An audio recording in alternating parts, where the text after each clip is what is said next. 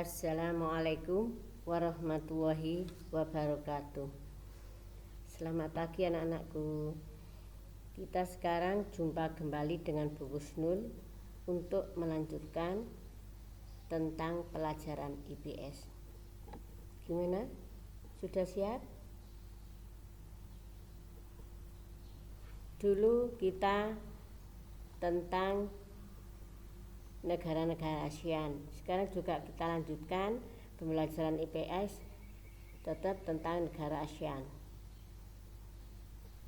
Satu adalah Malaysia. Malaysia wilayahnya terbagi menjadi dua kawasan. Lihat peta itu. Which Malaysia yang atas, yang bawah it's Malaysia. Itu lihat petanya, dilihat di itu dekat apa, ya, bawah sendiri dekat Singapura. Oke, penjelasannya wilayah terbagi dua tadi adalah Malaysia Barat dan Malaysia Timur, dan termasuk beriklim tropis.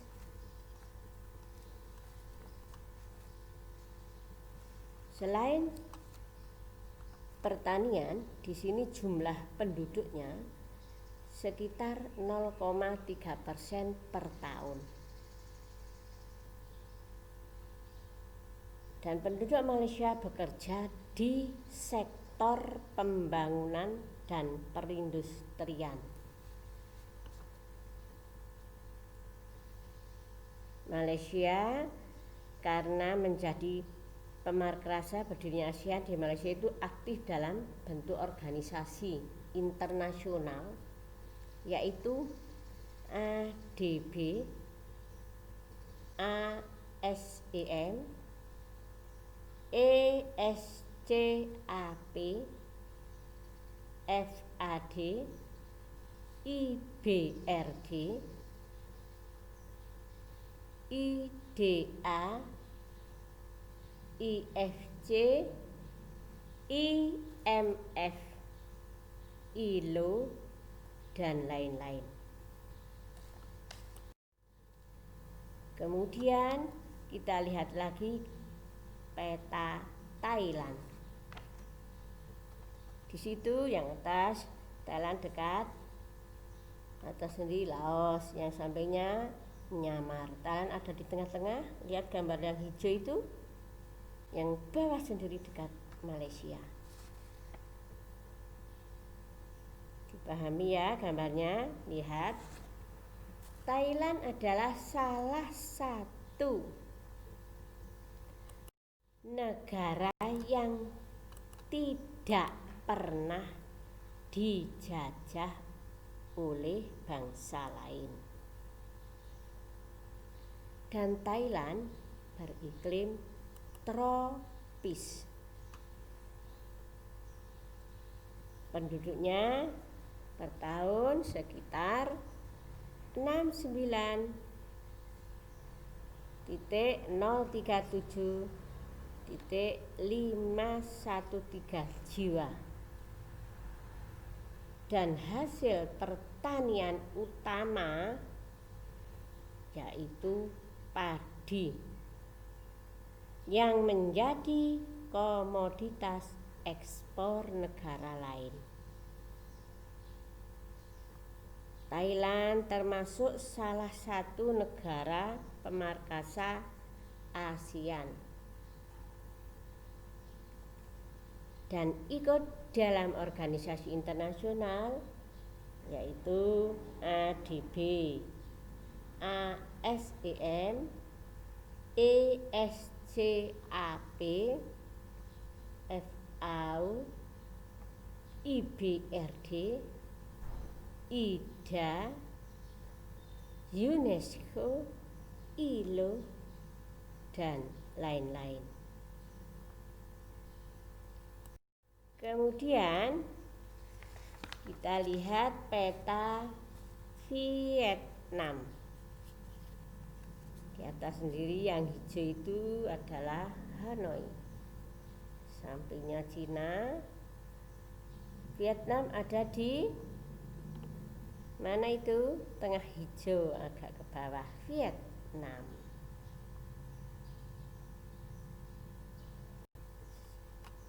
Oke. Negara Vietnam yang paling timur di semenanjung Indochina.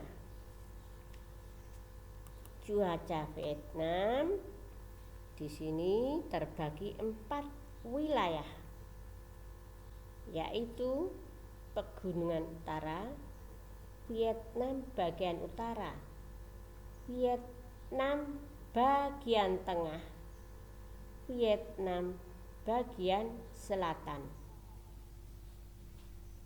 Tiap tahun jumlah penduduk Vietnam mencapai 95.540.800 jiwa per tahun. Komoditas ekspornya yang paling utama adalah beras, karet, kopra, aneka kayu, minyak bumi, dan biji besi. Impornya BBM, besi, baja, pupuk, obat-obatan, dan bahan kimia. Selanjutnya kita lihat peta Myanmar. Lihat di atas sendiri itu ya, Myanmar dekat India. Yang atas Myanmar tempatnya di tengah-tengah yang warna krem itu. Dipahami sedikit tentang petanya. Penjelasannya, Myanmar awalnya negara Myanmar bernama Burma atau Birma. Kesuburan tanahnya sangat subur untuk usaha pertanian. Tiap tahun jumlah penduduk Myanmar sekitar 53.370.609 jiwa per tahun. Kesuburan tanah di delta Sungai Irrawaddy dan Sungai Salwan sesuai untuk usaha pertanian. Myanmar menjadi anggota, di situ anggotanya adalah ADB, ESCAP, ACU, FAO, IBRD, IDA, IFC, ILO, IMF, UNICEF, dan lain-lain. Serta wilayah selatan beriklim tropis.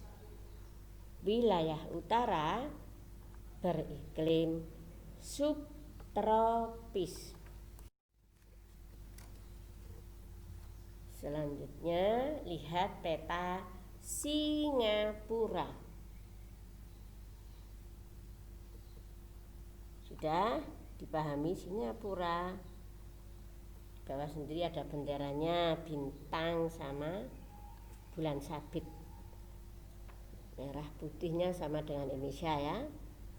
Kita harus bisa memahami tentang peta dan bendera-benderanya. Oke. Keterangan Singapura adalah Singapura salah satu negara maju di ASEAN. Negara yang memiliki luas daratan sempit dan iklimnya beriklim tropis. Jumlah penduduk per tahun 5.708.844 jiwa. Dan sumber daya alam yang terbatas menyebabkan Singapura mengembangkan kegiatan ekonomi sektor industri dan jasa. Organisasinya di sini kerjasamanya yang diikuti oleh Singapura adalah WTO, ADB, dan PBB.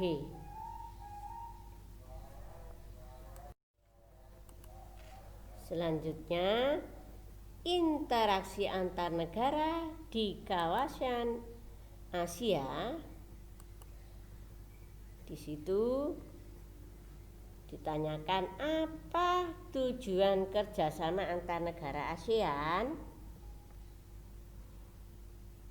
Tujuannya adalah di sini menjalin hubungan antar dua negara lebih dengan tujuan mencapai suatu kesepakatan yang menguntungkan.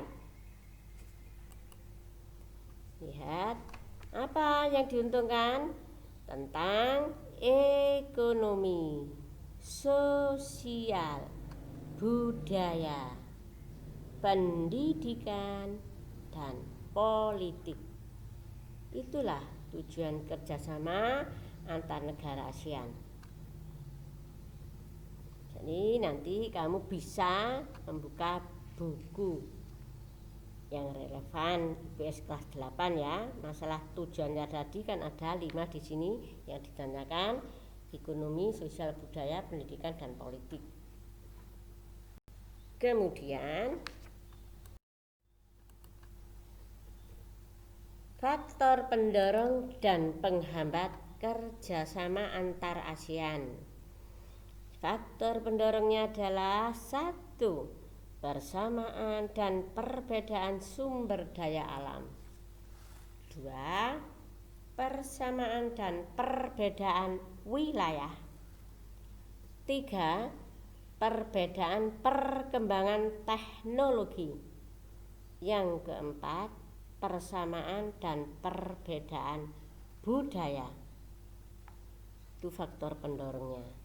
Faktor penghambatnya: 1. Terjadinya bencana. 2. Ideologi negara.